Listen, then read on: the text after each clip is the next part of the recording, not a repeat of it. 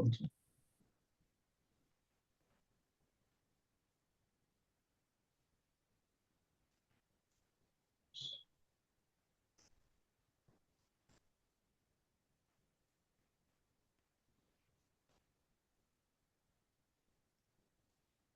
Okay, all right. So today we are going to continue the Bhagavatam verse and especially focused on the principles of Guru Tattva. So reading from 8th canto, 20th chapter, verse number 1. Sri Sukha Uvacha Bali evam grihapati Kulacharya bhashita Tusnim Bhutva Shanam Rajan Uvacha Vahito Gurum.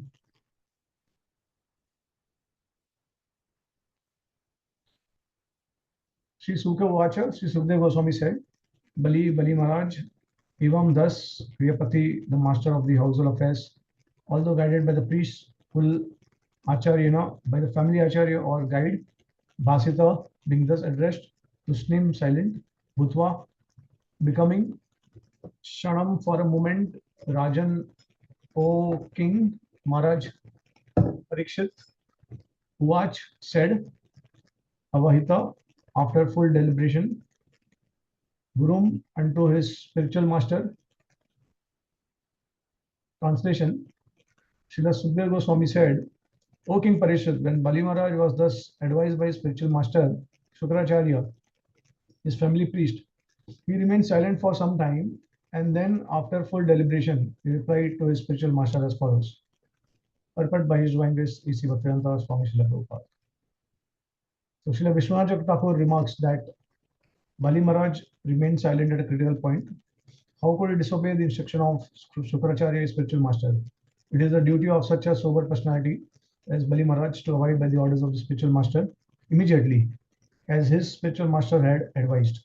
But Bali Maharaj also considered that Shukracharya was no longer to be accepted as a spiritual master, for he had deviated from the duty of a spiritual master. According to Shastra, the duty of the Guru is to take the disciple back home, back to Godhead. If he is unable to do so and instead hinders the disciple in going back to Godhead, he should not be a Guru. Guru nasa sat. One should not become a Guru if he cannot enable his disciple to advance in Krishna consciousness. The goal of life is to become a devotee of Lord Krishna so that one may be freed from bondage of material existence. Taktva deyam punarjanma neti mamniti sarjan. The spiritual master helps the disciple attains the stage by developing Krishna consciousness. Now Shukracharya has advised Bali Maharaj to deny the promise to Vamandev. Under the circumstances, therefore, Bali Maharaj thought that there would be no fault if he disobeyed the order of his spiritual master. He deliberated on this point. Should he refuse to accept the advice of his spiritual master, or should he independently do everything to please the Supreme Personality of God? There's some mistake here. Should he refuse to accept the advice of spiritual master? So should he accept the advice of spiritual master? It should be like that. I also confirm with the Vedabase folio. So there is some error here. Or should he independently do everything to please the Supreme Personality of Godhead? He took some time. Therefore, it is said, Tusnim Bhutva Shanam Rajan Uvacha Vahito Gurum. After deliberating on this point, he decided that Lord Vishnu should be pleased in all circumstances, even at the risk of ignoring the Guru's advice to the contrary. Anyone who is supposed to be Guru but who goes against the principle of Vishnu Bhakti cannot be accepted as Guru. If one has falsely accepted such Guru, one should reject him. Such a Guru is described as follows. Mahabharat Udyog Parva 179.25. Gurur api avaliptasya karya karyam ajanata utpat pratipannasya parityago vidiyate. So Jiva Goswami has advised that such a useless guru, a family priest acting as a guru, should be given up, and that the proper bona fide guru should be accepted. Satkarmo nipuno vipro banta tantra visharada Vaishnava guru nasyad Vaishnava swapacho guru. A scholarly Brahman, expert in all subjects of Vedic knowledge, is unfit to become a spiritual master without being a Vaishnava. But if a person born in a family of lower caste is a Vaishnava, he can become a spiritual master, Padma Purana. Okay. Om Agyantivinandasya Jnananjalakshakaya Chakshuvamilitam Yena Tasmai Shri Gurave Namah. Namah Om Vishnu Padaya Krishna Vistaya Bhutale Shrimati Bhaktivedanta Swami Iti Namaste Sarvadevai Gaurvani Gacharine Nirvishesha Shunyavadi Paschata Deshatarine Jai Shri Krishna Chaitanya Prabhu Nityananda Shri Advait Gadadhara Shivasadi Gaur Bhaktavrinda Hare Krishna Krishna Krishna Hare Hare Hare Rama Rama Rama Hare Hare. All right. Okay, so thank you all the devotees for giving me opportunity to serve you all. And I would like to revise some of the principles of Guru Tattva that we had covered in previous sessions. I don't remember, maybe it was like 2 years back or 3 years back, but I think it will be, this is a very relevant topic. So we'll go through some very important points in the class. All right, so first and foremost, what we understand from the purport and from the relevant verse is that one can reject the Guru if the instruction of the Guru or the desire of the Guru go against pleasing Lord Krishna or Vishnu. Now, generally, this is of course a Vaishnava principle, and if we see now, this is the way actually the Shastra has been presented according to Vaishnava understanding, which is of course we will definitely believe that it is the essence of all the scriptures, and although there may be other ways of presenting also, like for example, some Jnani or Karmi, they will definitely have that faith in Guru, but it's not necessary that they believe in the principle that we are servants of Lord Vishnu. Like Mayavadis, they will say that we are actually God. We can become God. We are all Brahman. So we have forgotten that, and we need to do some sadhana in order to reinstate that position. So that is the way Mayavad gurus will present. In general, the Shastra actually is asking us to respect the Guru, because the Guru give knowledge, and through that knowledge we understand the absolute truth. So although here it's very directly stated that whoever is a Vaishnava is supposed to be a Guru. That's the essence of the Vaishnava principle. But this is the way other Sampradaya they will probably not accept, of course, non-Vaishnava Sampradaya. But the principle of Guru is always to be respected. The Tattva, Guru Tattva is always respected. And we will try to understand the Guru that is presented according to our Vaishnava principles. So first and foremost, the meaning of Guru is that Guru is heavy with knowledge. That's how they have defined Guru. In general, Guru is defined someone who has got knowledge and he's like heavy with knowledge. Now, what is the meaning of being heavy with knowledge? Heavy with knowledge means that if you weigh the Guru on a weighing scale on one side, and if you put the rest of the world on the other side of the weighing scale, then the weight of the Guru will always be more than all the people combined together on the other side of the weighing scale. And this basically means that the instruction of the spiritual master, it weighs more than anyone else. So even if you hear from thousands of people and they contradict the instruction of Guru, still you are not supposed to contradict the instruction of Guru. You're supposed to follow the instruction of Guru. So that much is the weight, that much is the heaviness of the Guru's Vani. That we need to understand. So he's supposed to be, obviously, he has to be conversant with the science of Krishna consciousness. As per our acharyas, they have repeatedly mentioned this. Chaitanya Mahaprabhu himself has said that whoever is conversant with the science of Krishna consciousness can become a Guru. No matter he is a Sudra or Vaishya or whatever he is, fallen or like outcast or whatever. But still he can take the role of Guru, because if he knows the science of Krishna consciousness. That's, of course, the way Prabhupada presented, because it's a preaching movement. So we require a lot of devotees to take this role and to help devotees and to help further the mission of Srila Prabhupada. So, then now the purpose of Guru is very simple. It is not to confuse the disciples, because there are multiple Siksha Gurus. One can have different Siksha Gurus, but one will have only one Diksha Guru. And today we are going to discuss when should we reject a Guru. Now that Guru, when we talk about Guru, generally the plural word is used, Gurun, and that refers to many Siksha Gurus and only one Diksha Guru. So it can refer to multiple Gurus in the system. So whatever In fact, you will be surprised to know that all the injunctions of the Guru, all the knowledge that is given about the Guru in the scripture, it is actually referring to the Siksha Guru, those who are giving knowledge. It does not refer to anywhere else in the Upanishads. Uh, it does not refer to the Diksha Guru. So that is something that we have to be very careful, because generally the tendency is to relate everything with the Diksha Guru and to minimize the position of the Diksha Guru. However, this kind of difference of Guru is more explicitly you'll find in the teachings of Chaitanya Mahaprabhu and maybe some other sampradayas also. But generally speaking, Guru is like, who is giving knowledge. So that's how we understand. And even the meaning of Diksha also, it's a combination of two words. Divya Gyan and Shaya means destruction of sin. So basically, when the Guru is giving you the mantra to worship the deity, this is this Divya Jnanam basically means the Sambandh Gyan that he actually bestows onto the disciple.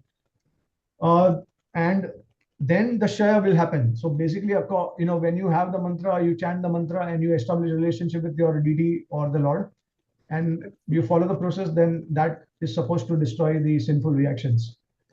Of course, you need to follow the regulative principles, because during the process, when you are following, you are not supposed to commit more sins. Okay, so you need to stop the sins altogether. And whatever sins you committed in the past, after taking that formalization of relationship, the Guru obviously takes the reaction of the disciple. So that's how it is. The Divya Jnanam plus the Shaya means the destruction of the sins. Okay.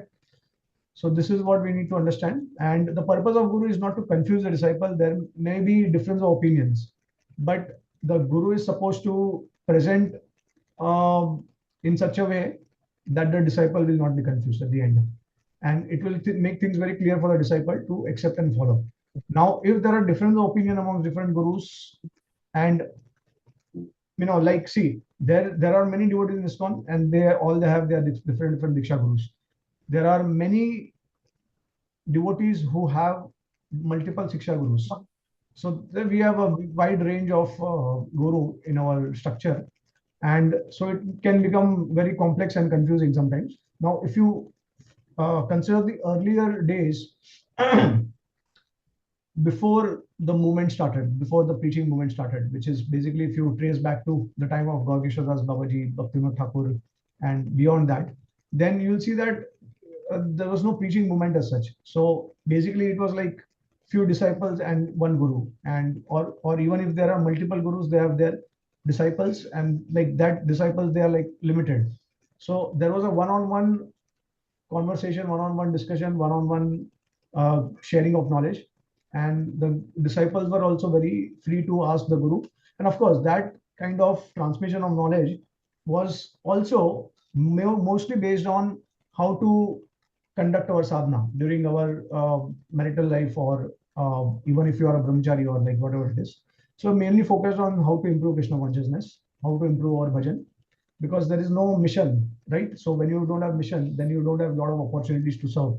But when you are only focused on give and take relationship, then it is like more focused on one's own improvement, internal purification. So this also, this factor has to be considered, because this concept has been broadened now when ISKCON has become a preaching movement, or the preaching basically started from Bhaktivinoda Thakur saw the foundation, but then Bhakti Siddhanta Thakur took it in India, and then Srila Prabhupada extended beyond India. Okay, so this is the way Srila Prabhupada is presented. And of course, when you are preaching to the entire world, then you can just imagine that every group of devotees, every local center, they will want some senior devotee, they will want some knowledgeable person to guide them, to train them, right? So it is very important. And if you raise the standard of guru, and we'll also discuss about that. Okay, so we'll be discussing liberated gurus, non-liberated gurus. Can non-liberated gurus become liberated? I mean, can they take the position of guru? And if we raise the standard of the non-liberated gurus, then how many devotees can become gurus? So all these are practical considerations. So that will also go through. So basically, see, the Swarup Lakshan of a guru is to follow the instructions of guru. Now there are two parts. So that's the Swarup part and the Tathastha part. So there is the Swarup Lakshan and the Tathastha Lakshan. So Swarup Lakshan is basically the primary, the most essential element of a guru-disciple relationship, and that is to follow, to be obedient to the guru. And Lakshan part, Tathastha part is that you basically develop attachment for the guru. So that can, it is possible that the attachment may not be there in the beginning, but then later on the attachment can develop. Just like, for example, in arranged marriage. So you may not have attachment right in the beginning, but as you come closer to each other, then you understand and then you appreciate and then you start becoming attached. So like that, the same thing in a guru-disciple relationship also. So the most important element is to follow the instruction of guru. That is the Swarup Dakshan. So principles and details, basically, right? Okay. So now the Shastra references for guru, whether it is Shvetavastra Upanishad or Chandogya Upanishad or Srimad Bhagavatam, different slokas, Mundak Upanishad, Katha Upanishad. So they, whatever, whichever verse numbers, verses it is referring, it is all referring to the Siksha Guru. So for example, Shvetavastra Upanishad 6.23, Yasyadeva Parabhakti Yatadeva Tatha Guru Tastyade Kathiyata Prakashante Mahatmana. So then Tad Vidyarthatam Sa Guru Meva Abhigachyate. So that all these verses, they are actually referring to the Guru who is giving Gyan. Okay, it does not talk anything about giving Diksha mantras or giving mantras. Okay, so we have to be, we need to understand that there's a lot of misconception which revolves around considering only the Diksha Guru as like the main Guru or something like that. Okay, actually in our Sampradaya also, if you see, the Siksha Guru is the main Guru. I mean, whoever gives Siksha, they are actually considered in a very exalted position. That's according to Srila Bhaktivinoda Thakur. Plus, you see, our Sampradaya is actually a Siksha Sampradaya because we are not tracing, Bhakti Siddhanta Thakur did not trace according to Diksha line, he traced according to Siksha line. So that's why we have Gaur Kishore Das Babaji, who is actually the Siksha disciple of Bhaktivinoda Thakur. He is not the Diksha disciple. And then we have Bhaktivinoda Thakur, who is the Siksha disciple of Jagannath Das Babaji, right? So like that.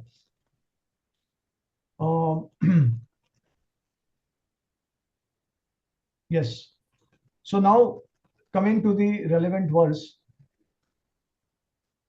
one thing you need to understand very thoroughly, that of course we have heard that without Guru we cannot attain Krishna.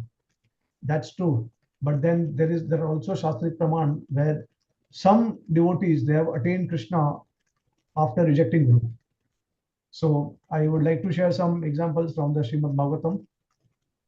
And this is especially in the context of Krishnadha Maharaj and Maharaj Nimi, which is from the 9th canto, 2nd chapter, verse number 3 to 14, and 9th canto, 13th chapter, verse number 1 to 11. So let me read the purport of Srila Prabhupada, and I will not go through the entire thing, the essential thing only. I think from that you will be able to understand that how one can attain the Lord without Guru or after rejecting Guru. Basically, they had Guru, but they rejected. Okay. So, in the 9th canto of 2nd chapter, verse number 9, it is mentioned, Srila Prabhupada writes, that it appears that Vasishtha was not free from Tamagun, the mode of ignorance. Now, Vasishtha was the Guru of Prishnada Maharaj. And as the family priest or spiritual master of Prishnada, Vasishtha should have taken Prishnada's offense very lightly. But instead, Vasishtha cursed him to become a Shudra. It is the duty of a family priest not to curse a disciple, but to give him relief through the performance of some sort of atonement. Vasishtha, however, did just the opposite. Therefore, Srila Vishwanath Thakur says that he was Durmati. In other words, his intelligence was not very good. Now, Prishnada, because of his karma, was cursed to take his next birth as a Sudra. But because he took to saintly life, specifically concentrating his mind always upon the Supreme Personality of Godhead, he became a pure devotee. Immediately after giving up his body in the fire, he reached the spiritual world, as mentioned in the Bhagavad Gita, as a result of his devotional situation. Devotional service performed by thinking of Supreme Personality of Godhead is so powerful that although Prishnada was cursed, he avoided the terrible consequences of becoming Shudra and instead returned home back to Godhead. 9 to 14. This is the another purport of Vishnu Maharaj from the Bhagavatam. So what do you understand from this? Like what to speak of rejecting the Guru, he was actually cursed by the Guru. And what, see, generally, if you see in the previous ages, when the rishis they used to curse someone, definitely the effect would have been there. You could have seen the effect. Although it's not necessary that all the rishi and sages are pure devotees. But I mean, what to speak of rishi and sages? Even demons, when they curse someone, that if the effect of curse was also seen through the demons. So here Vasishtha Rishi is actually, who is Vasishtha Rishi? He is actually the Guru of Lord Ram. And he cursed Rishabha Maharaj because of some misunderstanding of the situation, which is described in the Bhagavatam. And Prabhupada, he states here that actually the Guru is supposed to give relief to the disciple. He's supposed to take back to Godhead. If the disciple is committing some mistake and that mistake is not done intentionally, if it is a mistake by chance or some circumstances, then the Guru is supposed to give some remedy to rectify that. And somehow the Guru is meant to elevate the disciple at all circumstances, right? So, but instead of doing that, he cursed Krishna Maharaj. And because of that, the curse now, technically speaking, Krishna Maharaj was executing his Krishna consciousness and he was completely devoted to the Lord. So that's why he could counter the curse. And the curse had no effect on him. In fact, he left his body and then he went to spiritual world. Okay, so this is one typical example. Another example you will see of King Nimi. And this is 9th canto, 13th chapter, verse number 5. In that Prabhupada, Srila Prabhupada writes in the purport, the religious principle for a Brahmana is that he should not be greedy at all.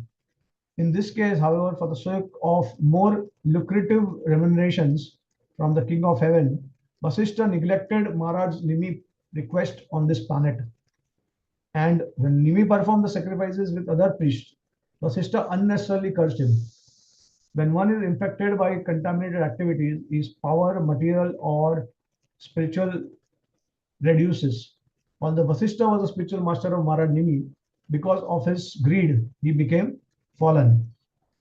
So see, here what is happening is Nimi Maharaj performing sacrifices and then he does not have time to wait for the execution of the sacrifice. So he is asking his family Guru Vasishtha to conduct the sacrifice. But because Vasishtha Rishi is actually busy in conducting sacrifices in Indralok, in Swargalok, because he's getting more remunerations. So that's why he's asking Nimi to wait. But Nimi understands that Krishna consciousness bhakti is very important, cannot wait for a good amount of time. So he immediately invites other priests and he continues the sacrifice. So that made Vasishtha Muni very angry. And because of that, he cursed him. So this is again the sign of some guru or some exalted personality who is influenced by the gunas of the material world. And because of that, now a guru is supposed to act on a liberated platform. This is what we are now going to discuss.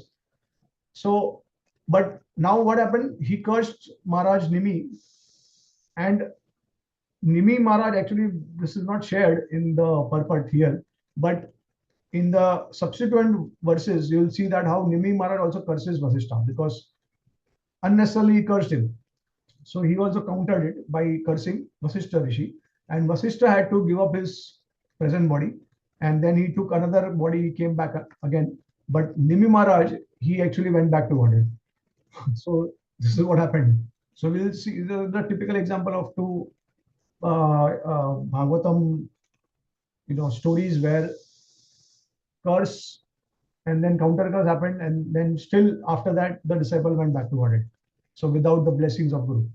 Now, why it happened is because the Guru actually he forgot the Guru has forgotten his duty, that he needs to take the disciple back to Godhead, not to curse them, not to keep them in the material world, and that too because of his own ego, right? So now what we understand from all these situations is that, especially Shukracharya, then Vasishtha Rishi, is that a guru can fall down. That is definitely there, because sometimes it is said that, and even Prabhupada will state this, and I will also share references from Prabhupada's letters and his other teachings, that uh, only a liberated person can be a guru. So Prabhupada states like that. Whereas the Shastra in the Mahabharata and Srila Jiva Goswami, they're quoting that a guru, if the guru will not follow, if he does not please Lord Vishnu, he deviates from that, then he's supposed to be rejected. Okay, so there are instances like that. Okay.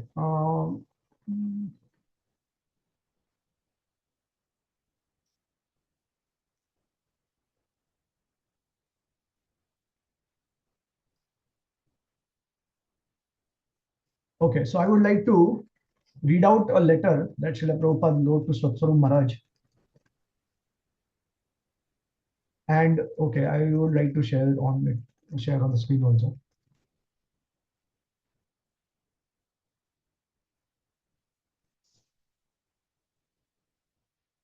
Okay, so letter to Satsvarup Maharaj, 1977, August 7, 1977, Vrindavan. Srila Prabhupada, so I have not, I think this is an excerpt from the letter, it is not the entire letter.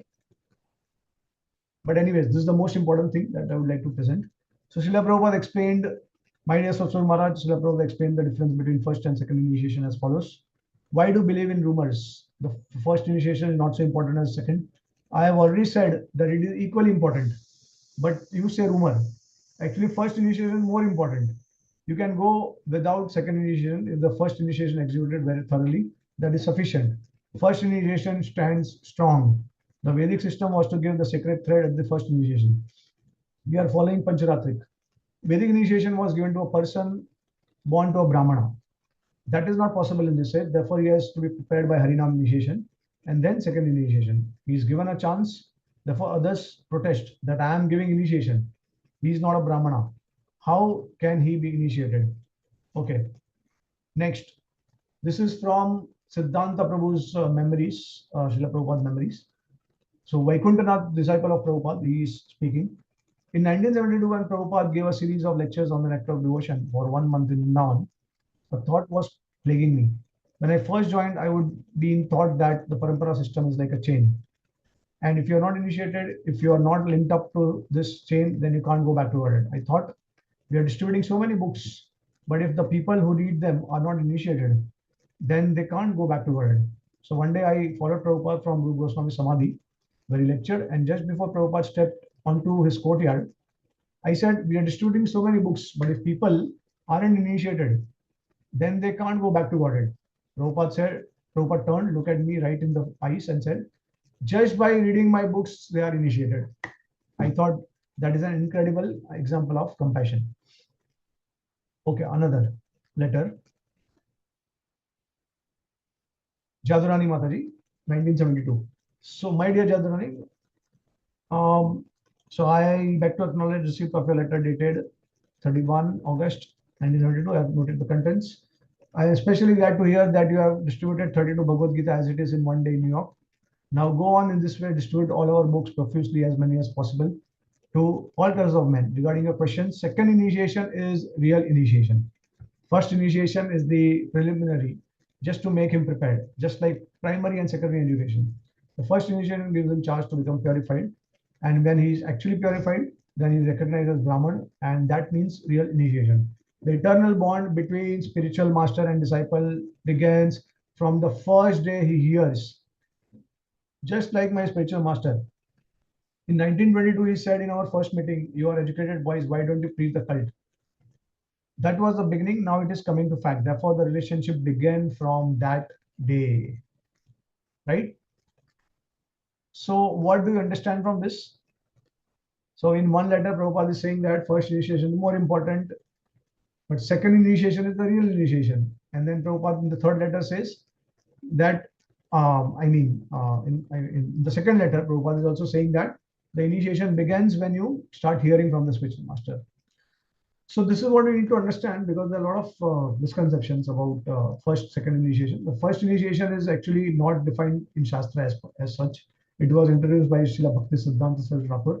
And as Prabhupada stated, that the main reason why it is introduced is because in Kali Yuga, people are Malecha and Yavanas in order to purify them, to bring them to a Brahmanical platform, to a regulative standard of steady devotion. It is required that we give them first initiation so that they will purify themselves and they will come to a regulated and steady platform of devotion. So that will actually qualify them to take Diksha. Now, Diksha, technically, second initiation means it's bestowal of Diksha mantras. Okay. So if you want to worship the deities, then only second initiation is actually required. Otherwise, you don't require Diksha. Now, Prabhupada combined both of them together, as Srila Bhaktisiddhanta Thakur also did, is the only reason is because in Kali Yuga, we are fallen. We have a lot of bad habits. The tendency is to become irregular, is to sometimes, so like also, the mentality is to enjoy the material world.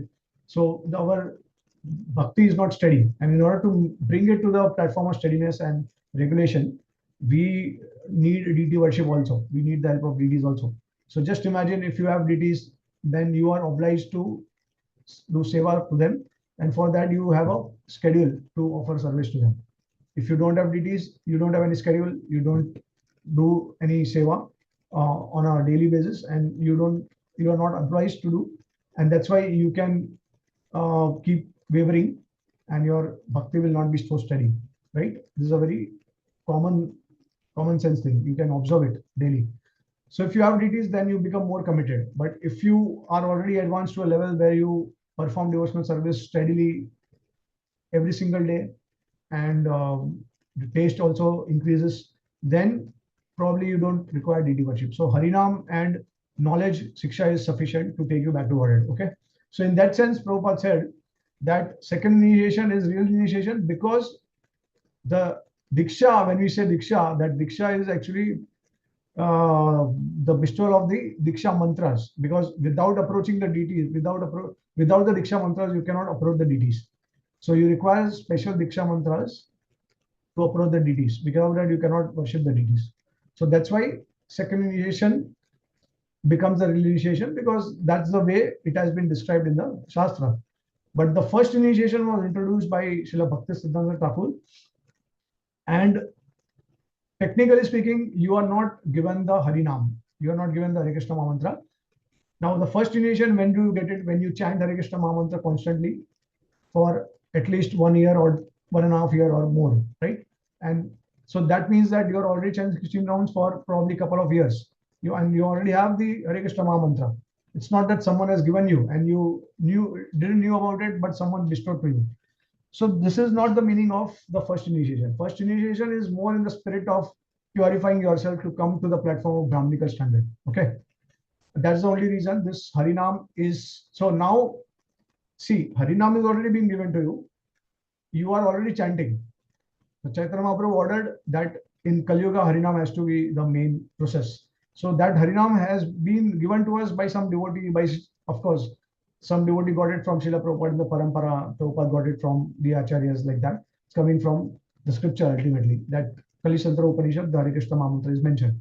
So you already have the mantra. It is not that the Guru is giving you the mantra. Okay.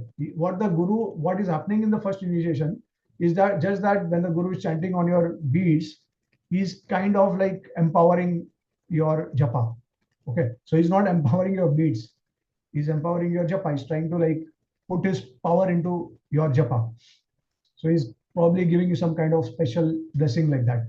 So that's what is happening. And the yajna and all that, that is actually not supposed to be in the first initiation. But here we are doing it because so that devotees will take vow in front of the Guru and in front of deities, and they take it more strictly. They will think that, okay, now I've taken a vow, so I have to follow it lifetime. So that brings you to a certain platform of steadiness. That's why all these arrangements are there. Yajna and then fire sacrifice, then you have devotees around you and you take vows and all. But Harinam, if you see in Gaur Leela's time, Naam was just given like that. Some devotee came to you, some Nityasiddha devotee, he bestowed his mercy and he gave you Naam.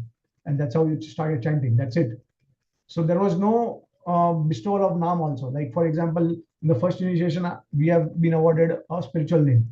Whatever is our karmi name, instead of that, we are awarded a spiritual name. So that was not happening during the first initiation in Gaur Leela's time. Or sometime it may happen also. Some devotee out of his own mercy, he may have bestowed some name to someone. So this was happening generally during the second initiation, and that's the technical initiation, a real initiation. That's why Prabhupada said like that. But because Harinam is the main process in Kali Yuga, because Siksha is the main process, ours is the Siksha Sampradaya. That's why first initiation is more important than second initiation. And just by first initiation, you can go back to Godhead. That's why Prabhupada said that first is more important than second. So even without second, you can go back to Godhead. But second is generally, you can say that 99% in Kali Yuga, it is required because people, devotees, they are like conditioned, they have bad habits from previous life, this life also, like that. So that way it is important, right? Okay, so I hope that this is very clear. Devotees should not have any misunderstanding about this. Okay, and of course, we'll take some questions also at the end, but this is something very important. Okay, now let's go. Um, okay, so basically, Srila Prabhupada is what he says repeatedly in his letters and his teachings, that Siksha is the most important element. And let me share some letters of Prabhupada that he says that implicit faith in Guru and Krishna is the secret of success.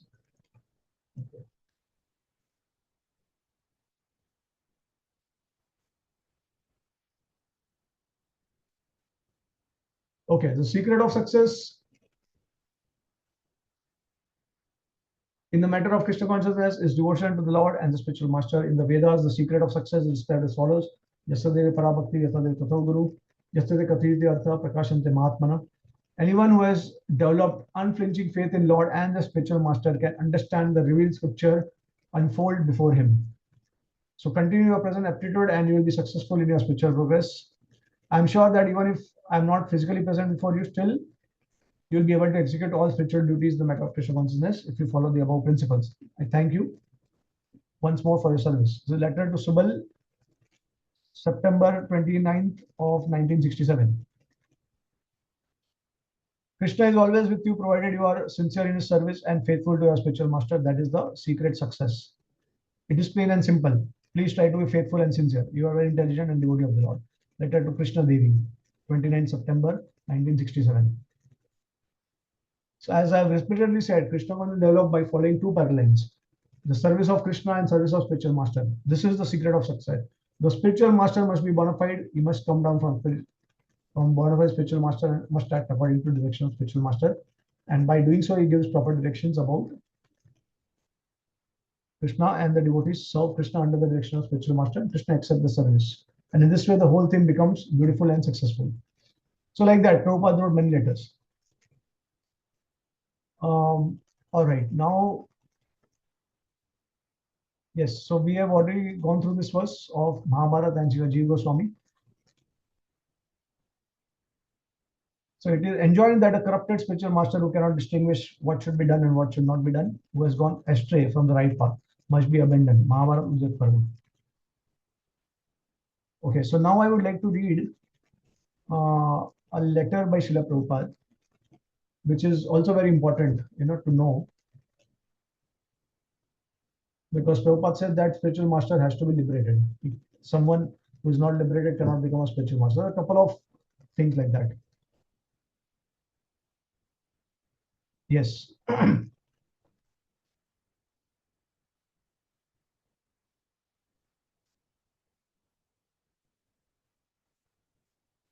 Okay. So generally, the spiritual master comes from the group of such eternal associates of the Lord.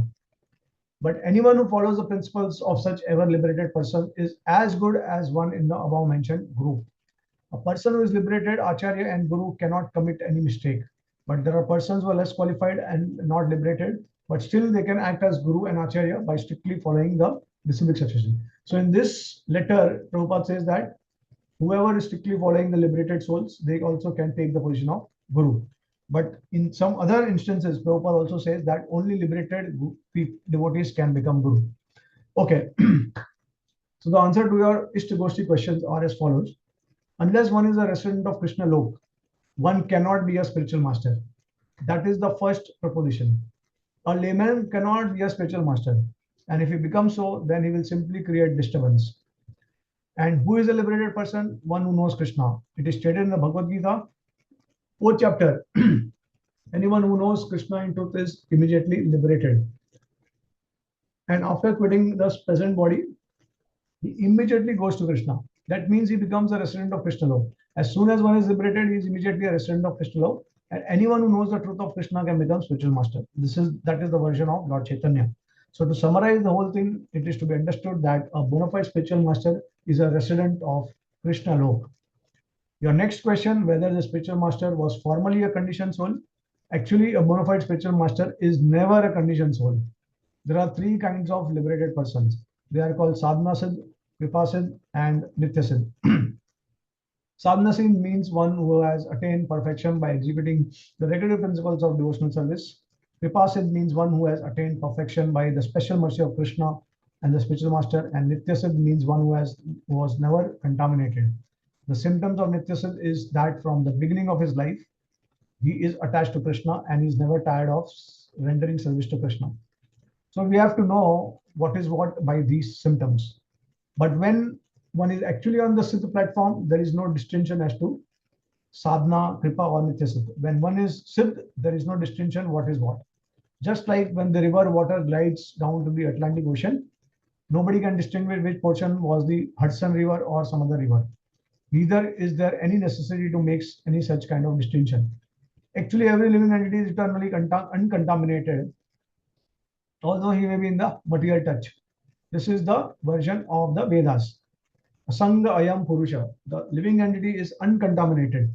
Just like when there is drop of oil in water, you can immediately distinguish the oil from the water, and the water never mixes with the oil. Similarly, a living entity, although in material contact, is always distinct from the matter. You are correct when you say that when the spiritual master speaks, it should be taken as Krishna is speaking. That is a fact. Spiritual master must be liberated. It does not matter if he has come from Krishna lok or he is liberated from here, but he must be liberated. The science of how one is liberated is explained above, but when one is liberated, there is no need of distinction whether it is come directly from Krishna loka or from the material world. But in the broader sense, everyone comes from Krishna loka. When one forgets Krishna, he is conditioned. One remembers Krishna is liberated. I hope this will clear up these points. I hope this will make you in good health. Letter to Mukunda, New Vrindavan, 10th of June, 1969. Now let's go through another purport of Srila Prabhupada to Nectar of Instruction, verse number 5. What Prabhupada is writing here, according to Srila Rupa Goswami, the association and service of such a Mahabhagavat or perfect Vaishnava are most desirable. Out of many such Vaishnavas, one may be found to be very seriously engaged in the service of Lord and strictly following all the regular principles, chanting the prescribed number of rounds on japa beads, and always thinking of how to expand the Krishna consciousness movement. Such a Vaishnava should be accepted as Uttama Adhikari, a highly advanced devotee, and his association should always be sought. Srila Bhaktivinoda Thakur has given practical hints to the effect that an Uttama Adhikari Vaishnava can be recognized by his ability to convert many fallen souls to Vaishnavism. One should not become a spiritual master unless he has attained the platform of Uttama Adhikari. A neophyte Vaishnava or a Vaishnava situated on the intermediate platform can also accept disciples, but such disciples must be on the same platform, and it should be understood that they cannot advance very well towards the ultimate goal of life under his insufficient guidance. Therefore, a disciple should be careful to accept an Uttama Adhikari as a spiritual master. Right? Okay, now let's see.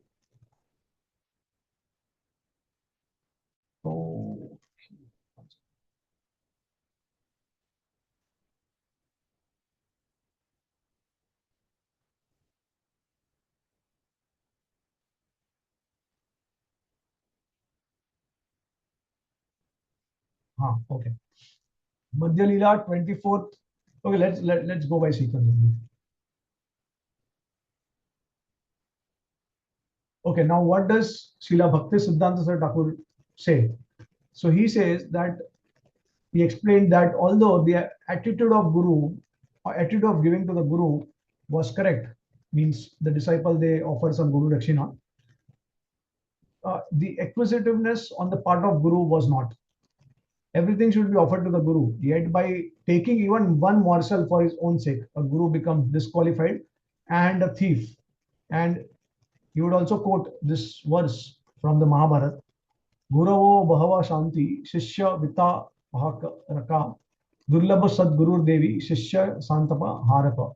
Many gurus are expert in removing their disciples' wealth, but rare is that genuine guru who can remove their suffering. And then from Mahabharata also he quoted the same verse, which we have already gone through. This is also given in Bhakti Siddhanta Vaibhav. And then another thing that is stated by Srila Bhaktisiddhanta Thakur. So he says that a guru is from beyond this world. Only those who have descended from the spiritual stratum can speak about it. No one from this world can speak about the spiritual plane.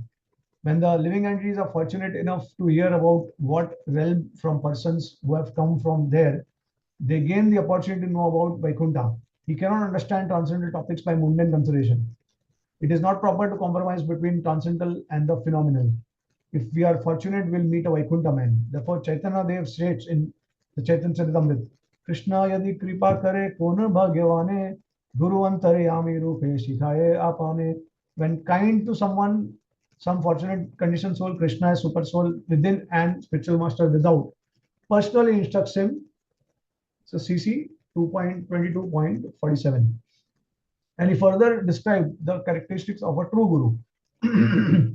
A sadhu is one who will relieve me from all puzzling doubt, as stated in the beginning itself, that a guru is one who will actually clarify he will make things easier for the disciple.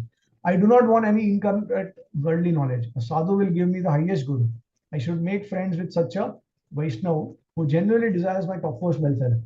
To attain the maximum benefit of sadhu sang, we should be ever ready to give up all mundane connections. If perchance by we meet a sadhu or a true devotee, then we shall be rescued and relieved and shown the right path for reaching our goal. He will always supply and enrich us with transcendental knowledge and service. A true devotee has no words to speak or utter except for serving the Supreme God. Okay, now coming back to Srila Prabhupada, Nectar of Devotion, chapter 7. In the purport, he states, the qualification of spiritual master is that he must have realized the conclusion of scriptures by deliberation and arguments and thus be able to convince others of these conclusions. Such great personalities who have taken shelter of Supreme Godhead, leaving aside all material consideration, are to be considered, understood as bona fide spiritual masters. Everyone should try to find such bona fide spiritual master in order to fulfill his mission of life, which is to transfer himself to the plane of spiritual bliss. The purport is that one should not accept a spiritual master, someone who is a fool number one, who has no direction according to the scriptural injunctions, whose character is doubtful, who does not follow the principle of devotional service, or who has not conquered the influence of six sense gratifying agents. The six agents of sense gratification are the tongue, the genital, the belly, the anger, the mind, and the words. Anyone who has practiced controlling these six is permitted to make disciples all over the world. To accept such a spiritual master is a crucial point for advancement in spiritual life. One who is fortunate enough to come under the shelter of a bona fide spiritual master is sure to traverse the path of spiritual salvation without any doubt. Next, we'll see from Chaitanya Charitamrita Madhya Leela, 24th chapter, verse number 330, purport. In the Padma Puran, the characteristics of the Guru, the bona fide spiritual master, have been described. The Guru must be, okay, let's skip the sloka. The Guru must be situated on the platform of devotional service. There are three classes of devotees, and the Guru must be accepted from the topmost class. The first Guru devotee, the first class devotee is the spiritual master of all kinds of people. It is said, Guru Rinam. The word Rinam means of all human beings. The Guru is not limited to a particular group. It is stated in the Updeshamrita of Rupa Goswami that such a Goswami, Guru is a Goswami, controller of the senses of the mind. Such a Guru can accept disciples from all over the world. Prithvim sa sishyat. This is the test of the Guru. When one has attained the topmost position of Mahabhagavat, he is to be accepted as Guru and worshipped exactly like Hari, the personality of Godhead. Only such a person is eligible to occupy the post of the Guru. Very interesting. You'll see how Prabhupada is encouraging all the disciples and devotees to take the shelter and guidance from the topmost devotee, the Uttama Adhikari. But there is a very practical challenge with this. We'll discuss about that. But now we'll see the purport to the Srimad Bhagavatam, fourth canto, 28th chapter, 52, verse number 52, 428, 52. Okay. I will be sharing on the screen also.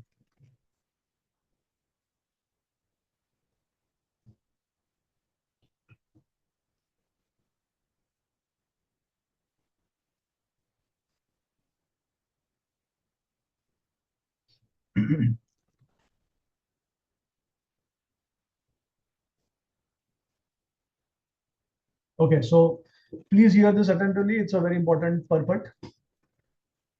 So Srila Prabhupada states, when a person's relative dies, renunciation is automatically visible. Consultation with the super soul seated within everyone's heart is possible only when one is completely free from the contamination of material attachment. When one who is sincere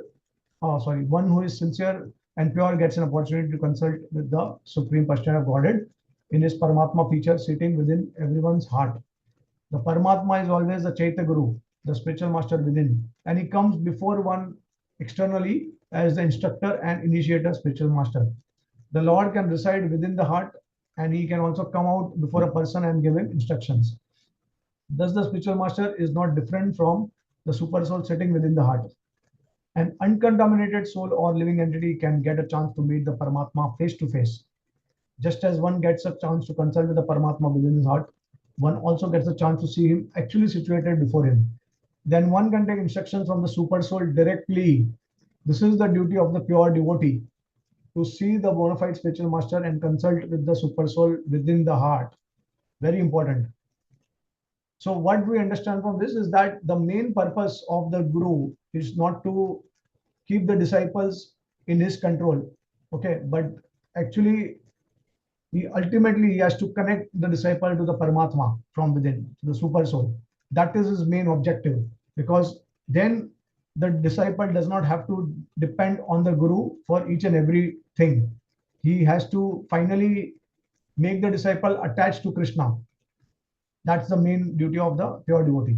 When the Brahman asked the woman who the man lying on the floor was, she answered that he was her spiritual master and that she was perplexed about what to do in his absence. At such a time, the super soul immediately appears, provided the devotee is purified in heart by following the directions of the spiritual master. A sincere devotee who follows the instruction of the spiritual master certainly gets direct instruction from his heart from the super soul. Thus, a sincere devotee is always helped directly or indirectly by the spiritual master and the super soul. This is confirmed in the Chaitanya Charitamrita, Guru Krishna Prasad Bhai Bhakti Lata Bij. If the devotee serves his spiritual master sincerely, Krishna automatically becomes pleased. Jasya Prasada Bhagavad Prasada. By specifying the spiritual master, one automatically satisfies Krishna. Thus, the devotee becomes enriched by spiritual master and Krishna, by both the spiritual master and Krishna. The super soul is eternally the friend of living entity and always remains with him. The super soul has always been ready to help the living entity even before the creation of this material world. It is therefore stated here, Yenagre Vicha Chartha. The word agre means before the creation. Thus, the super soul has been accompanying the living entity since before the creation. So now you understand one thing also, that you have the Paramatma, because there is a question that, okay, can we speak with the Paramatma? Can we get direct instruction from the Paramatma? And I think Prabhupada answered in a very nice way that you can only be in touch with the Paramatma in two situations. If you are totally pure from material contamination, that's one thing. And second situation, if you sincerely follow the instructions of the Guru, you don't have any ulterior motive, and you are serving the Lord. And while serving the Lord, if the Guru is not directly present before you, then the super soul will inspire him. So this is also related to some of the letters that Prabhupada wrote, and this very interesting. Prabhupada wrote some letters to his disciples. Very sad. We actually stated that, um, like, okay, let me, yes, one second.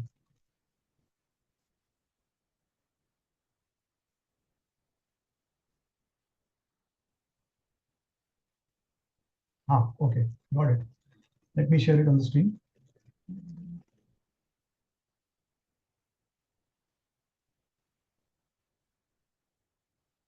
Okay.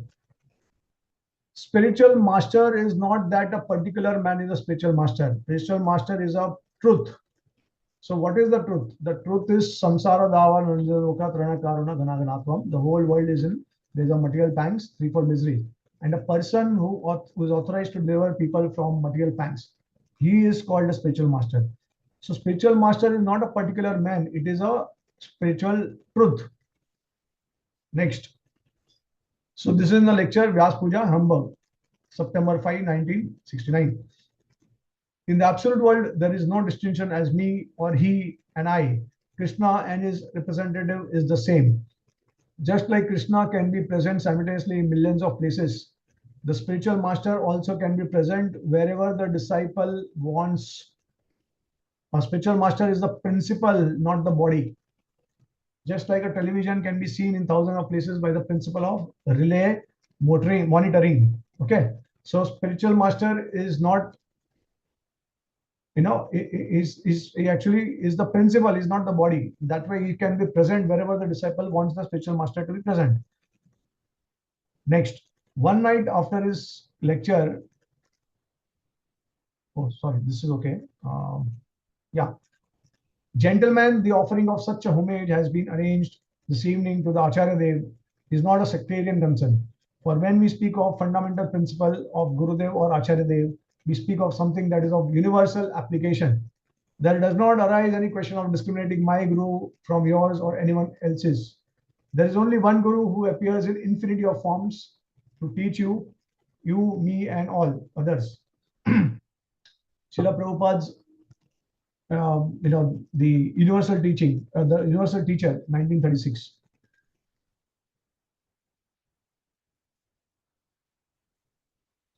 So practically, I have done this. People are giving me credit that I have done miracles, but my miracle is that I carried the message of Chaitanya Mahaprabhu. Yara dekhe tara gaye Krishna Upadesh. So this is the secrecy. So any one of you, you can become guru. It is not that I'm an extraordinary man, an extraordinary God coming from some mysterious place. It is not that. It is very simple thing. Chaitanya Mahaprabhu says, Yara dekhe tara gaye Krishna Upadesh. So I request you follow Chaitanya Mahaprabhu's instruction that you become a guru at your home. It is not that you have to make a gigantic show of becoming a guru. Srila Vyas Puja lecture, Hyderabad, August 19, 1976. All right. So now Prabhupada says that anyone can become guru. And Prabhupada says this multiple times. I have just shared a couple of them. But Prabhupada is also saying many, many times that all of you can become a guru by the advice of Chaitanya Mahaprabhu. And on another context, Prabhupada is saying that only a liberated person can be a guru. Right? And then Prabhupada says that spiritual master is a principle, not the body. So what we understand from all this is that spiritual master or a guru is a guru tattva. It's a tattva. And that tattva is always liberated because that's a direct representation of Krishna and Balram or Radharani or Nityanand Prabhu. That tattva is always, it's a universal application. Prabhupada says that just like the monitoring of TV in um, all around the world, we will have the TV, which is, we can see everywhere. So similarly, the Guru principle, the Tattva, it is universally applicable. That means that whether your Guru is physically present or not, the Guru will always help you because ultimately the Guru has to connect you to the Chaitya Guru. And that Chaitya Guru Paramatma is present everywhere, like the TV monitoring, right? So this is what we need to understand, that when the disciple is very sincere and eager to follow the instruction of Guru, to follow and please the Guru and the Lord, then all help will be provided to the disciple. And that will come from the Paramatma from within.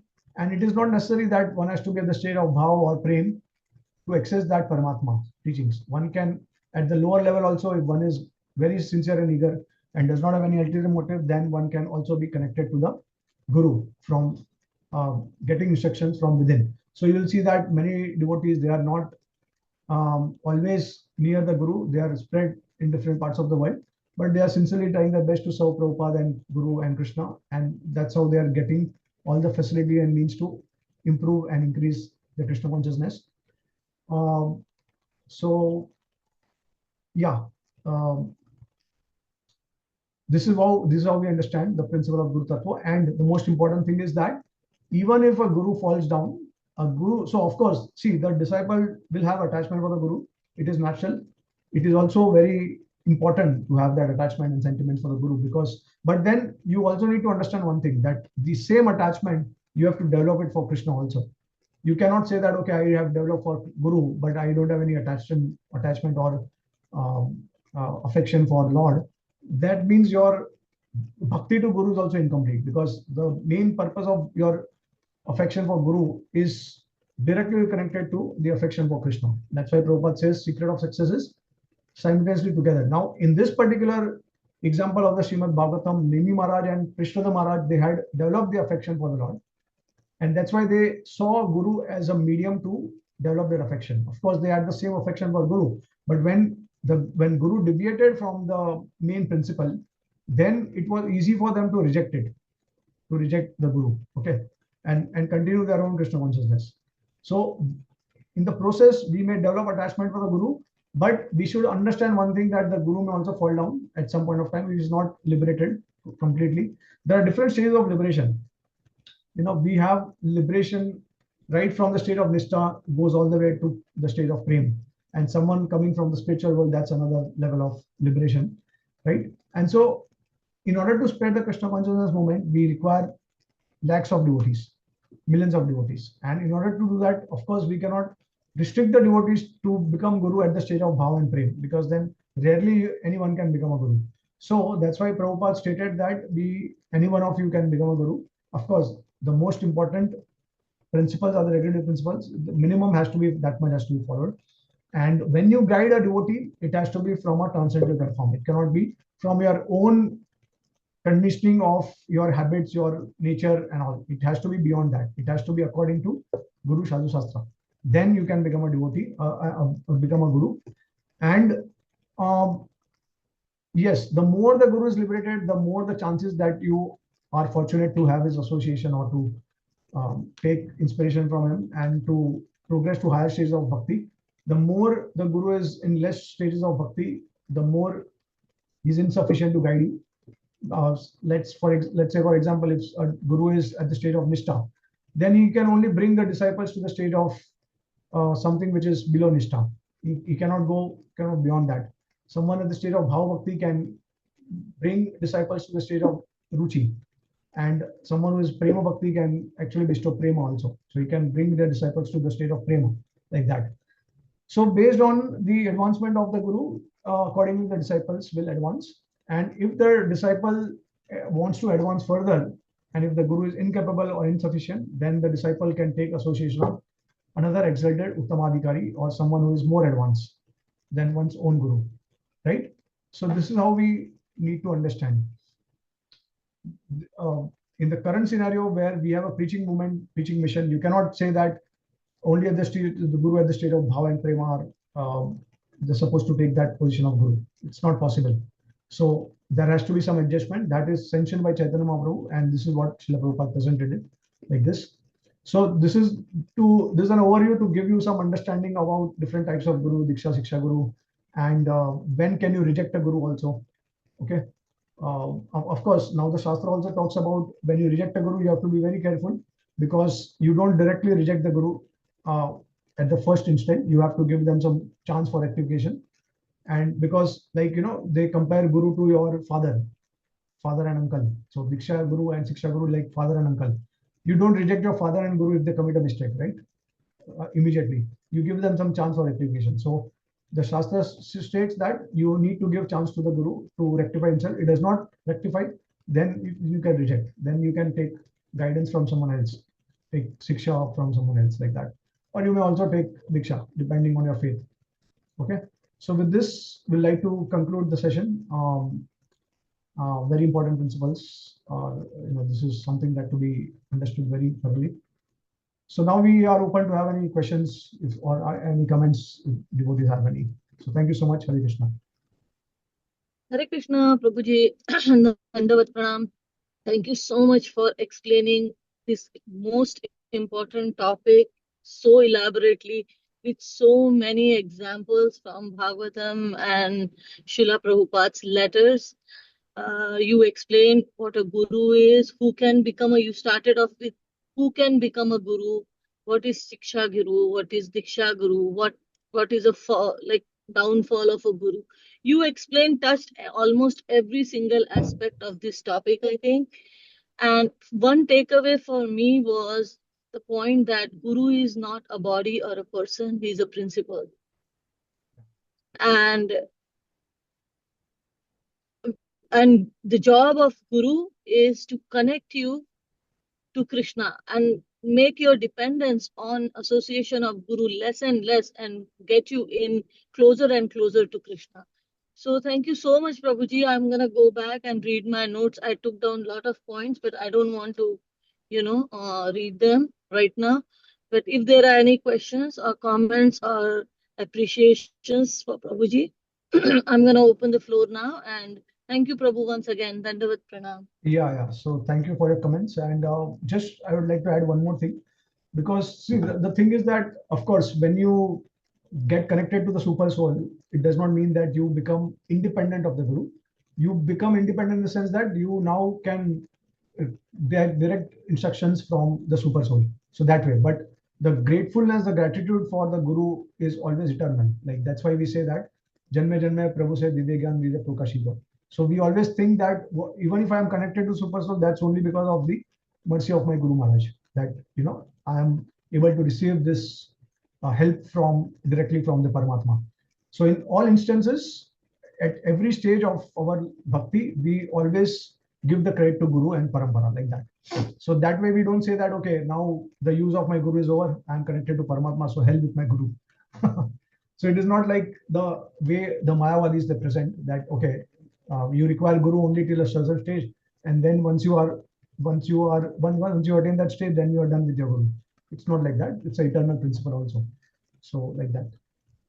Yes, Prabhu. Thank you so much for that clarification from the devotee perspective. Thank you so much, Prabhuji. Wonderful. Okay. Any questions from other devotees? Hare Krishna, Prem Rasa Prabhuji, thank you so much for the wonderful class explaining about Guru Tattva and connecting it to the Bhagavatam verse today. Prabhuji, my question is about the recent, in ISKCON there is talking about female Diksha Gurus. So what is your opinion on that matter? Yeah, so the last couple of months, years, I was not so much involved in that. Like I was not like really bothered. But then after doing some research, because I felt that, okay, now this is, I need to know this. So then I did some research on this last couple of months, maybe 1 or 2 months back. And so my conclusion is that, of course, one thing is very clear, that our path is actually the path of bhakti. It is not the path of varnashram. And in the, although there are the proponents and there are the opponents, right? So the opponents, they are quoting scriptures which are connected to the varnashram dharma, especially Manu Samhita, and Prabhupada also quotes it in the purports in his teachings.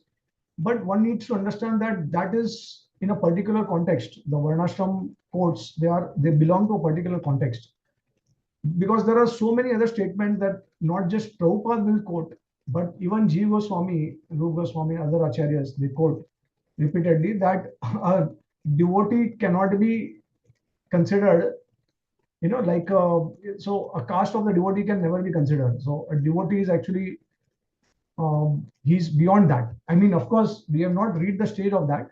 We have our own nature and we act accordingly. We also try to identify ourselves within the system of varnashrama. But specifically when it comes to being a guru, then there are so many bhakti shastras. Like now for us devotees, the bhakti shastras are more important. They take a more prominent role rather than the dharma shastras. Okay. So bhakti shastras are the most important for us, and that is going to give us the priority for what instructions they are supposed to follow. And in the bhakti shastras, irrespective of any kind of discrimination. So it does not state that if a devotee becomes a Uttamadhikari, then only can be considered for a particular position or this and that. It does not say anything like that. In fact, the Shastra glorifies the process of bhakti to a great extent, and that is also not exaggeration. So that way, the devotees are glorified tremendously. Whoever is chanting the name of the Lord, whoever is a devotee of Vishnu, is, he should not be considered a Malecha Yavan or this and that. That kind of statements are throughout the scriptures. So from that perspective, one can clearly make out that one definitely a Vaishnavi is qualified to become a guru. There's no doubt about that. From the teachings of our acharyas and of course seeing the history also. But yes, one thing is there, that it should not become at the expense or the cost of sacrificing the family. Like for example, a woman is very important in it. She is playing a very important role, duty and service in one's own ashram, the Grihastha ashram, and the role of woman is to somehow make the dependents come to a point where they also become devotees of the Lord and nicely taken care of, maintained and everything. So that role of woman has to be there. If woman has children, she has to take care of children nicely. She cannot just give up that responsibility and become guru. That is also very important. Okay. So if a woman has been done with that, she's done nicely, and gradually, of course, no one is going to demand. See, a devotee can never demand that I would like to be a guru. There has to be some kind of invitation to become a guru, like, or some kind of instruction from the devotees and the guru that you should take the role of guru. So a devotee should not himself think that, okay, whether it is male or female devotee. So that is out of question.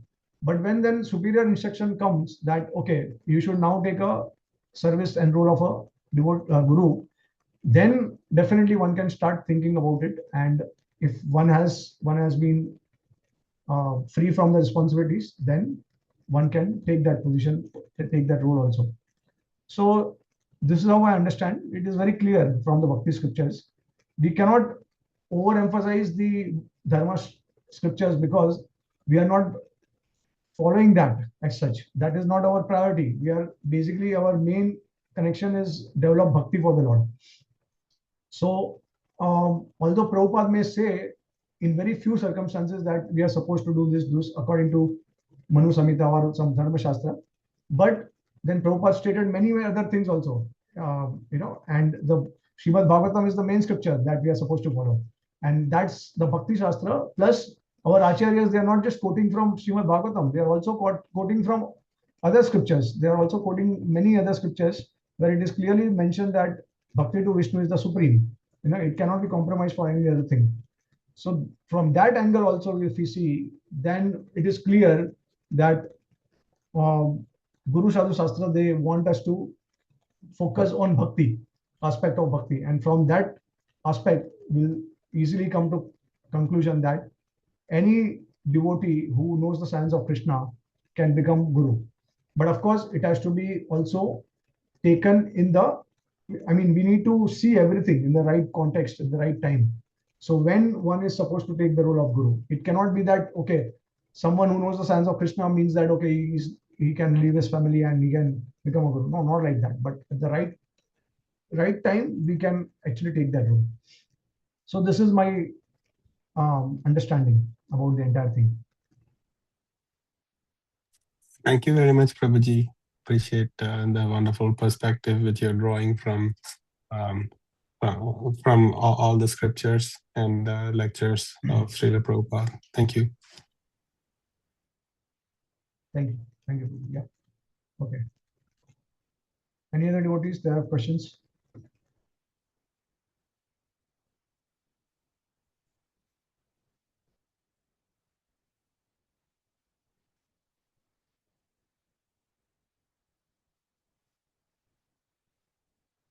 So, the Bhakti Shastra, they talk about equal opportunities for men and women to advance in Krishna consciousness. There is nothing like, just because someone is a woman, so she cannot advance. That is not something that the way Prabhupada presented. And that is not the way the Bhakti Shastra also presents. Now, of course, the Dharma Shastras, they may say about certain things, but for us devotees, the Bhakti Shastras are the main thing. So we follow that. And from that, we understand that women have equal right to advance and they can also take the role and position of Guru. Now, one thing we need to understand is that, first of all, see, whether it is a male or a female devotee, knowledge is very important. Anyone who's taking the role of Guru, they have to, as Prabhupada says in all of these purports and the letters that we read, that one needs to have proper knowledge of the science of Krishna consciousness. So, many sometimes like devotees say that, okay, I have a different opinion, but your different opinion does not even matter, actually. To be really honest, different opinion of devotees who do not have knowledge, it hardly matters. Ultimately, what matters is if the devotee has knowledge or not. And for that, that's why we have this category of Kanishta, Madhyama, Uttama. Now, even a Kanishta will say tomorrow that, okay, this is my opinion. But that opinion is not because of any maturity or any experience or knowledge of Shastra. So even if they give opinion, how does it matter? How it won't have any effect, because that is not according to Guru Sadhu Shastra. So in order to have proper opinion, it has to be according to Guru Sadhu Shastra. You cannot reject Shastra, you cannot avoid Shastra, you cannot avoid the teaching of your Vaishnavas and Gurujan, and you cannot avoid the Acharya Vani also. So for that, every devotee must have very thorough knowledge of Acharya Vani. If you don't have that, then your opinion it will not affect at all, because your opinion is coming from your conditioning, okay, and it is not coming from a transcendental platform. So that's why that opinion has to come from a transcendental platform, and transcendental platform is only when you have very sufficiently, you have heard the Acharya Vani, and Acharya Vani is basically Guru Sadhu Shastra. So that's why you'll see that our Acharyas, they always quote Shastra for whatever they want to establish, they quote Shastra Praman. Okay, so this is very important. All devotees, they have to understand this, that whenever a topic is presented, you may have your opinion.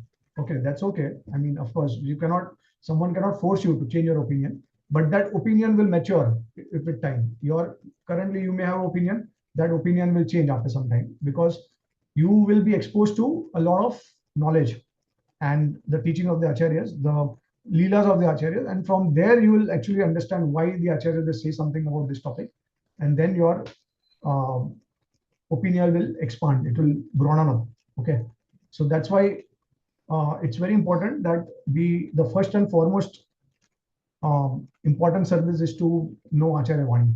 If you don't know Acharya Vani, then you can just follow who knows that. Otherwise, we have like millions of devotees and they have their millions of opinions.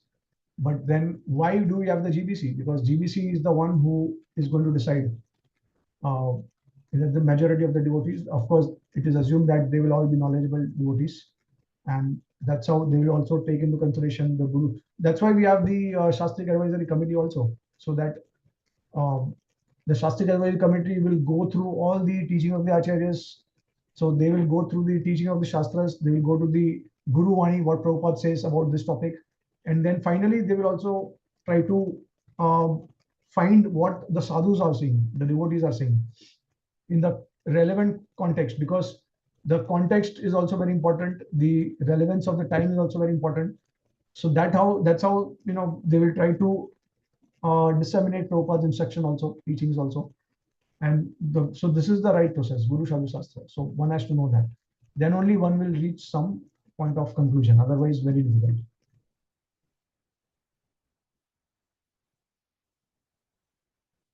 Okay, all right. So if there are no questions or comments, then we can end the class. Thank you very much, Prabhuji.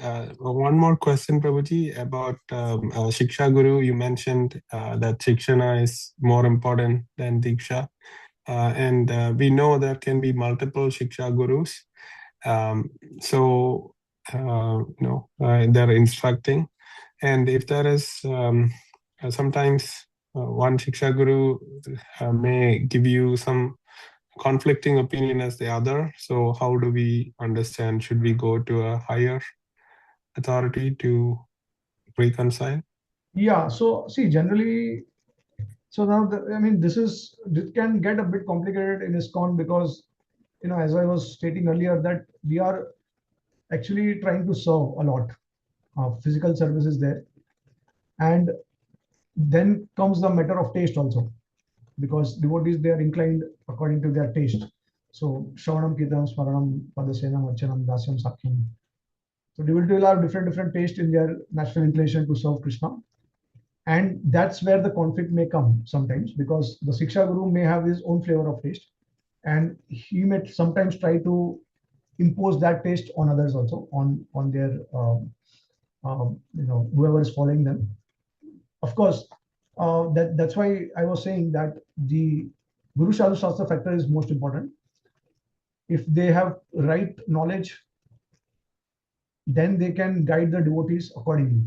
That guidance should not come from their conditioning or from the nature, or what they like to do, they will impose it on others. So most of the instruction that will be resolved when they get to know this. So because what is happening is, many devotees, they get confused because they want to serve in a particular way, but the senior devotees, they may guide it they guide them in a different way.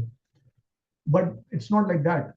So of course, sometimes Prabhupada did that. He, based on the circumstances, he expected that the disciples will actually follow whatever he wants them to do, and they did that for that particular time being. So it also requires some intelligence to understand what is really very important at this particular point of time, and we do that. It is also important to cooperate, and it is also important to expand the mission in a cooperative spirit. So sometimes we may not get to do what we want to do, and we still do it. But then, if you see in the long run, on a permanent basis, we do what we like to do. That's how the gurus are supposed to also instruct their disciples. They are supposed to encourage their disciples in that way. And there's also a purport in, I don't recollect, from Bhagavatam or CC. I don't remember, or maybe from Nectar of Devotion. Prabhupada says that Guru is supposed to train the disciple or guide the disciple according to the national inclination. So these are very important things that they must know. Now, if there is a different opinion between two Siksha Gurus or Siksha Guru and the Diksha Guru, then it needs to be resolved mutually, which means that they both need to discuss what is best for the disciple. And once they discuss it, they will sort it out and they'll come up with a resolution for that, so that we can follow that like that. So it requires, of course, so many times it is just the flavor of devotion. It is just our own natural inclination. And other times, when there is a genuine situation where the disciple is instructed in a different opposite way, then they need to come together, they need to mutually resolve it, and then it will be easier for the disciple to follow that. Thank you, Prabhuji. Sometimes, we are a global community, and Shiksha Gurus, they probably are not accustomed or acquainted to each other. So it's difficult for them to connect and come to a consensus. Yeah. That's why I said, see, the Siksha Guru may tell you a different thing. Like for example, I won't name the Maharaj that I met. So I met one Maharaj who told me that if I can do something for the children in the school, because this area needs to be developed. So then I shared, that Maharaj, I don't have any experience with this, and I've never preached to the children before, and I don't know how to really relate with them. I mean, I've never tried it earlier. I've never got an experience of doing that. So then Maharaj said that this is a more important seva, and so this came from one Maharaj, and then when I met another Maharaj, and of course I didn't have any intention to share it, but it just came up, and this Maharaj, he told me that. So when I shared with him that this is what this Maharaj said, so then the other Maharaj, he said that, well, it also depends on your national inclination. If you don't have the inclination, you are not supposed to do it. So then I said, oh, yeah, this is what I felt at that point of time. But of course, both are very, very respectable and very advanced Vaishnavas. But see, there is a different opinion between the two of them. So one feels that, okay, it should be done, but other feels that it also depends on the inclination of the devotee, whether they would like to preach in this area. And he also said that, if you don't like to do it, then you just probably lose more time rather than what you like to do. And in less time, you could have, you can actually contribute more ways in what you like to do. So this is what, there are different opinions between different gurus also. And that's why this is something that we can take it as something that we can follow by inspiration. We can do it by inspiration. It's not necessary that each and everything that they express that needs to be followed by us. So we need to also have some intelligence, some Guru Sadhu Shastra. Through that we can understand that, okay, this is something which is optional to us. It is an optional.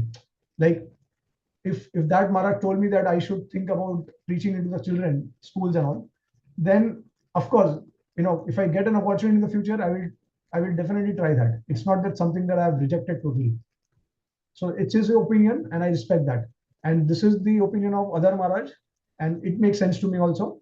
But of course, yeah, I'm open to the idea that if I get opportunity, I will preach to the children. So like that.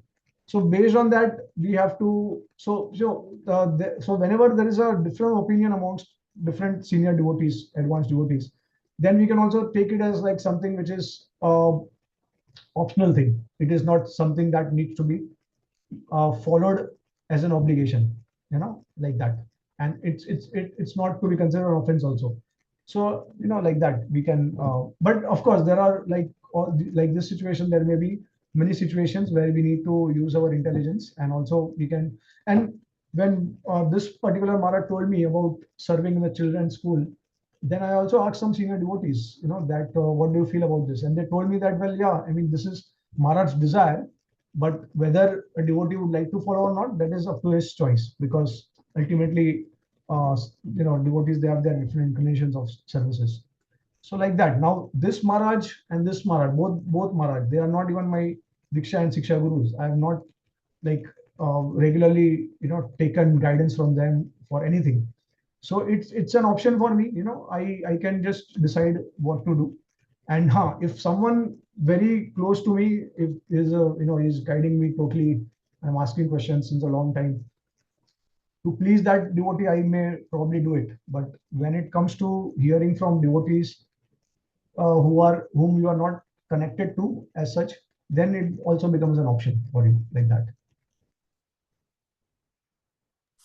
Thank you so much, Prabhuji. Hare Krishna.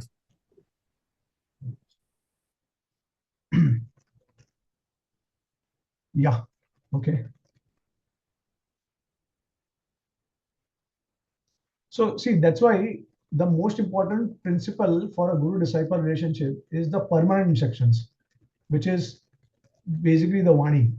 And that means as long as you are doing Shravanam, Kirtanam, Smaranam, the Navida Bhakti, depending on your liking.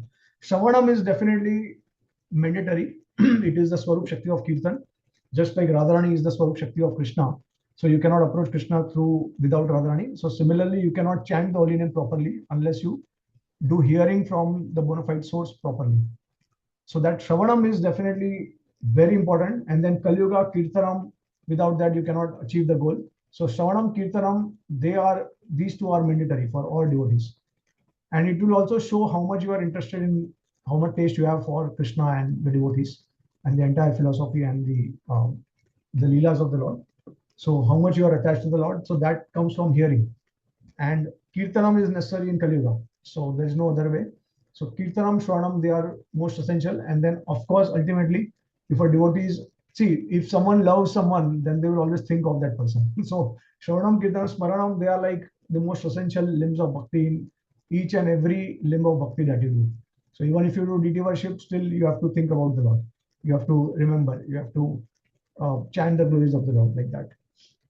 Whatever you do, Sakyam, Atmanivedanam, Bandhanam, Dasyam, serving, whatever you do, it's always Shravanam, Kirtanam, Smaranam. These are the most important limbs of bhakti.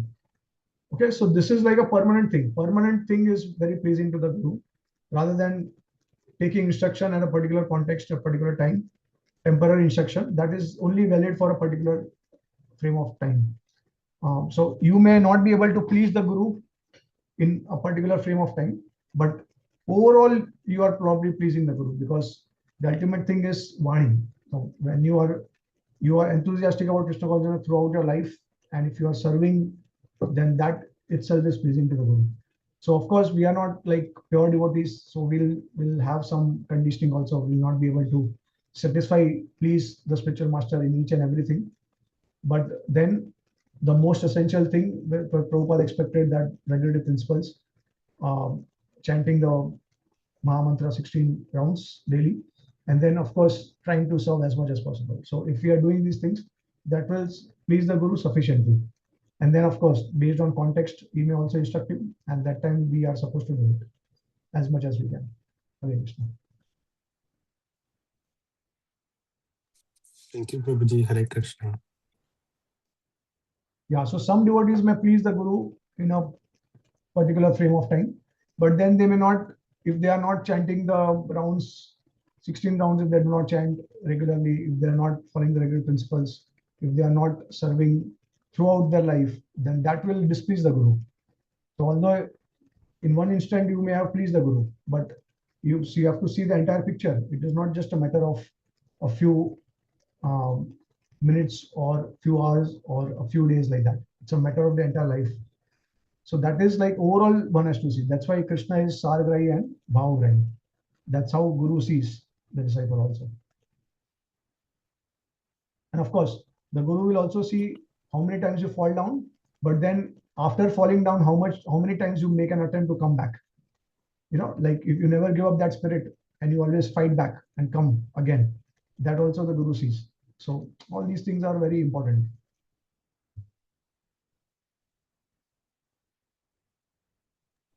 Hare Krishna Prabhuji, thank you for this wonderful class. I have a question regarding karma. Do the gurus also take your karma? Negative karma? So actually, see, the process of bhakti itself will take away your karma. Okay. So of course, Guru will take the reaction of your sinful activities if you commit it after taking initiation. They will take the reaction of that. They have to take the reaction. But the most important thing is that any process of bhakti, any limb of bhakti will destroy karma anyways, right? But if you commit aparadh, then even if you have the limbs of bhakti, if you have Guru, and if you commit aparadh, then still the karma will reappear. The destroyed karma may reappear, or you may create some new karmas. Okay, so that's why the most important thing for devotee is to avoid aparadhs. If you are not doing any aparadh, if you're not, of course, that's very difficult also. But as far as possible, if you do not commit aparadhs, then we are safe. Then automatically bhakti will take care of everything. So what's the difference between sin and aparadh, Prabhuji? Yeah, so sin it's basically something which is impious activity, and it is not connected with bhakti. The results are not connected with bhakti. So a sinful person can also become a devotee. Okay, but then committing sins on the strength of the holy name or on the strength of bhakti, thinking that the bhakti will destroy my sin, that's another offense to the holy name.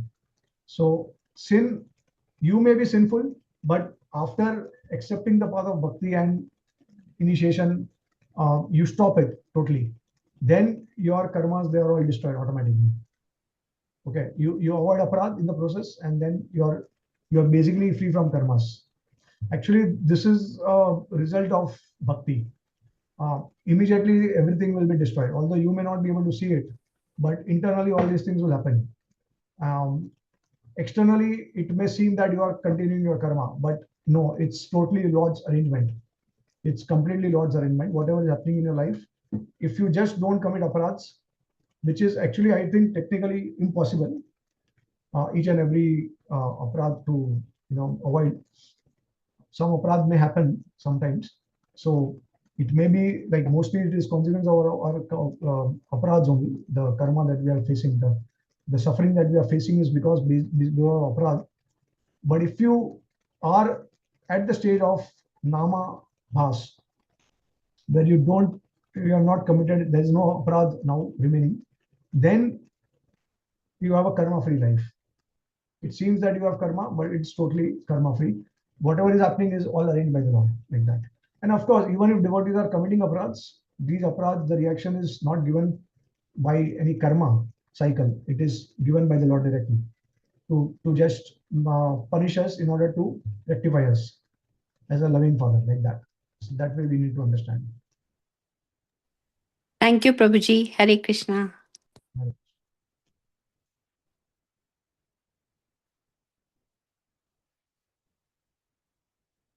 Okay.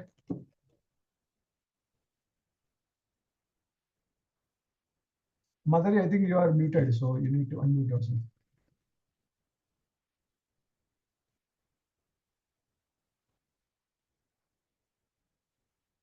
No, you are still muted. Thank you so much, Prabhuji, for this nectar class, and the start of the topic. Chapter was very nicely you explained about Guru and spiritual master. So thank you, Prabhuji. I don't have any question, but thank you so much. Hare Krishna. Okay, all right.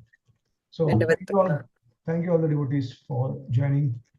And I think we'll have a class the end of April. So I was supposed to travel to Ahmedabad, but I'm traveling next week. So we'll have the class that day. Yes, Prabhuji. On 25th, I think, yeah, 25th, 26th, 27th, 27th probably, yeah. I'll check the schedule. Yeah. So, yeah, okay. All right. Continuing with the verse was very nice, Prabhuji. Hare Krishna.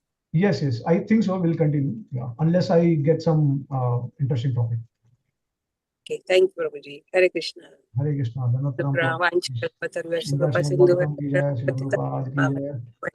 Anand Kodi Vaishnav की जय, आचार्य श्री रविदास ठाकुर की जय, श्रीमद् भागवतम की जय, बात की जय।